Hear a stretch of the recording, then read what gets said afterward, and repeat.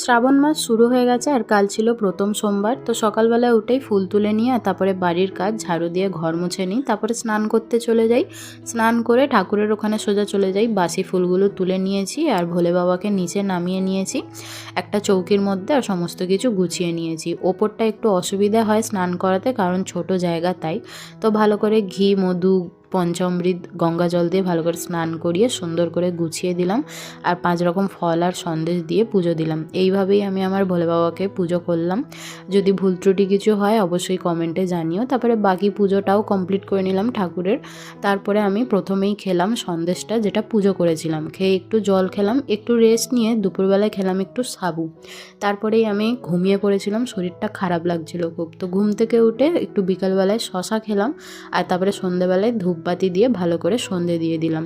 তারপরে পড়তে চলে এলো, তো আমি একটু পড়িয়ে নিয়ে রাত্রিরে ডিনার করলাম। সাবু আর ফল এই ছিল